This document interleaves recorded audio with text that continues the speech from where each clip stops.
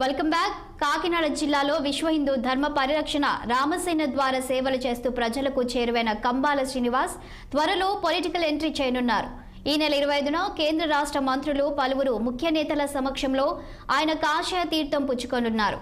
జగ్గంపేట నియోజకవర్గం గోకవరంకు చెందిన కంబాల శ్రీనివాస్ ఆధ్యాత్మిక సామాజిక సేవా కార్యక్రమాలు చేస్తూ ప్రజా ఆదరణ పొందారు. ఈ క్రమంలో ఆయన రాజకీయ రంగంలోకి అడుగు పెడుతున్నట్లు ప్రకటన చేయడం చర్చనీయాంశంగా మారింది. కేంద్రంలో మోదీ సుపరిపాలన పట్ల ఆకర్షితుడనయ్యానని, అదేవిధంగా తన ఆధ్యాత్మిక సామాజిక సేవలను మరింత విస్తృతం చేయాలనే లక్ష్యంతోనే రాజకీయ రంగంలోకి అడుగు పెడుతున్నానని చెబుతున్న కంబాల శ్రీనివాస్తో మా ప్రతినిధి Vijay Krishna face to face. Hindu ధర్మ పరిరక్షణ రామసేన వ్యవస్థాపక అధ్యక్షులు అనేక సేవా కార్యక్రమాల ద్వారా కంబాల శ్రీనివాస్ అయితే ఈ ప్రజలందరికీ సుపరిచితమే. ప్రస్తుతం అయితే ఆయన రాజకీయ అరంగేటం చేయబోతున్నారు. బీజేపీ పార్టీలో ఆయన ఈ నెల 25వ తేదీన అధికారికంగా జాయిన్ కాబోతున్న సందర్భంలో ప్రస్తుతం అయితే కంబాల శ్రీనివాస్ మనతో ఉన్నారు. ఆయన ఈ ఆధ్యాత్మిక కార్యక్రమాల నుండి ఈ రాజకీయం వైపు ఎందుకు ప్రయాణం చేయబోతున్నారు అనేది తెలుసుకుందాం. సార్ చెప్పండి, మీరు ఏదైతే విశ్వ హిందూ ధర్మ పరిరక్షణ రామసేన స్థాపించారు, దీని ద్వారా అనేక ఆధ్యాత్మిక కార్యక్రమాలు చేశారు, అదేవిధంగా అనేక పలు సేవా కార్యక్రమాల్లో కూడా మీరు ఏ విధంగా ఈ సేవా కార్యక్రమాలు చేయాలనే ఆలోచన మీకు ఎలా వచ్చింది? మీ 6 టీవీకి ప్రత్యేకమైన ధన్యవాదాలు తెలుపుకుంటూ, నేను మీ కంబాల శ్రీనివాసరావు విశ్వ హిందూ ధర్మ పరిరక్షణ రామసేన అనే సంస్థని 2 సంవత్సరాల క్రితం స్థాపించాను.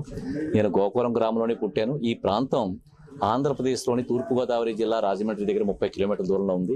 ఇక్కడి నుంచి నేను హైదరాబాద్లో స్థిరపడి నాకు 2 కుమార్తెలు వివాహం అయిపోయింది. వాళ్ళు అమెరికాలో స్థిరపడ్డారు. మీడియాలో యాదాలాపంగా హిందూ ధర్మం మీద, భారతదేశం యొక్క ఔన్నత్యం మీద, దాని అభివృద్ధి మీద జరుగుతున్న దాడులు చూసిన తర్వాత నాకు చాలా వేదన గురయ్యాను. ఆ వేదనలోంచే నా ఈ సంకల్పం పుట్టింది. దీనిలో మేము ఎన్నో రకాల సేవా కార్యక్రమాలు చేస్తూ నేను దాదాపుగా కొన్ని కోట్ల రూపాయలు వెచ్చిస్తూ ఆలయాల పునరుద్ధరణ, జీర్ణమైన ఆలయాలకి అవకాశాలు ధన సహాయం చేయడం, అలాగే కొత్త ఆలయాలకి డొనేషన్స్ ఇవ్వడం చేస్తూ, అలాగే నేను ముఖ్యంగా ఎవరైతే పేద మహిళలు ఉన్నారో, భర్త చనిపోయి అనారోగ్యంతో బాధపడుతున్నారో, భర్త అనారోగ్యంతో బాధపడుతున్నటువంటి మహిళలకి వారి కుటుంబ సంఖ్యను బట్టి 10 కేజీల నుంచి 25 కేజీల వరకు ఉచితంగా ప్రతి నెల బియ్యం ఇవ్వడం కొంత కుటుంబాలకి, అలాగే హైందవ చైతన్యం తీసుకురావడం కోసం మహిళలకు శ్రావణ మాసంలో బంగారు వరలక్ష్మి కానుక పేరిట ఒక్కొక్క రూపు బంగారు ఇస్తూ ఈ సంవత్సరం 500 మంది మహిళలకి 500 బంగారు రూపులు, పోయిన సంవత్సరం 100 మహిళలకు 100 బంగారు బిళ్ళలు ఇవ్వడం జరిగింది. ఇలాంటి కార్యక్రమాలు విస్తృతంగా ప్రజల్లోకి వెళ్ళడమే కాకుండా ఈ కోరుకొండ, జగ్గంపేట, రాజానగరం, అల్లూరు సీతారామరాజు నియోజకవర్గాల్లో నా పేరు రామసేన అధ్యక్షులు కంబాల శ్రీనివాసరావుగా నా సేవా కార్యక్రమాలు విస్తృతంగా ప్రచారం చేయడం జరిగింది. జనాలు వస్తూనే ఉన్నారు. ఈ ధార్మిక కార్యక్రమాలే కాకుండా హైందవ కార్యక్రమాలు, తన ఆధ్యాత్మిక కార్యక్రమాలే కాకుండా సేవా కార్యక్రమాల్లో యాక్సిడెంట్ అయిన వాళ్ళకి డబ్బులు ఇవ్వడం కానీ, అలాగే ఎవరికైనా కష్టం వస్తే వాళ్ళని ఆదుకోవడం కానీ, ఇల్లు పడిపోయిన వాళ్ళకి ఇల్లు కట్టించడం కానీ, ఇలాంటి కార్యక్రమాలు చేయడం వల్ల చాలామంది దానికి ఇన్ఫ్లుయెన్స్ అయిన తర్వాత నా దగ్గరికి చాలామంది నాతో పాటు ప్రయాణం సాగిస్తున్నారు. దాంట్లో మన దళిత నాయకుడు అయినటువంటి వర్సాల ప్రసాద్ గారు కూడా ఉన్నారు. ఆయన వైఎస్ఆర్సీపీకి కరడుగట్టిన నాయకుడైన ఆయన ఆల్ ఇండియా స్టేట్ సెక్రటరీగా పనిచేస్తూ దానికి రిజైన్ చేసి నేను చేస్తున్న కార్యక్రమాలకు ముగ్ధుడై నాతో పాటు నడుస్తున్నాడు. మా దాసరి తమ్మందర ఊరి పెద్ద ఆయన కూడా ఉన్నారు మాతో పాటు. మట్టా మంగరాజు గారు మాకు బీజేపీ నాయకుడు. వీరు చిలుకూరు రామ్ కుమార్ గారు, వీళ్ళిద్దరూ కూడా భారతీయ జనతా పార్టీ నాయకులు. వీరు జిల్లా ప్రెసిడెంట్ అయిన రామ్ కుమార్ గారు, వారేమో సెక్రటరీగా పనిచేశారు. వీరు కూడా నా భావజాలానికి ముగ్ధులయ్యి, సార్ మీరు భారతీయ జనతా పార్టీలకు వస్తే ప్రజలకు మేలు జరుగుతుందని చెప్పి నన్ను ఆహ్వానించడం, నా పనులను చూసిన తర్వాత వారు ఆహ్వానించడం, వీటన్నిటి మీద నేను ఆలోచించడం, నా అక్క కొడుకైనటువంటి అయ్యప్ప మేనలుడు కానీ, నా చెల్లి కొడుకు కళ్యాణ్ కానీ, అలాగే వర్షాల మన పంతులు మా జగన్నాథచార్యులు గారి, మా ఊరి ప్రధాన అర్చకులు, మాకు సంబంధించిన తామల రాంబాబు గారు, ఎనకూడదొర గారు నాకు సహాయకులుగా ఉంటూ మేమందరం కలిసి ఆలోచించిన దాని మీదట భారతీయ జనతా పార్టీలో నాకు నచ్చింది జాయిన్ అవ్వడానికి. ఎందుకనంటే నరేంద్ర మోడీ గారి స్ఫూర్తి. ఆయన మతాల కన్నా, రాజకీయ పార్టీల కన్నా అతీతమై మానవత్వాన్ని ప్రధాన లక్ష్యంగా చేసుకుని ప్రతి పేదవాడికి అండగా ఉంటున్న మనిషి.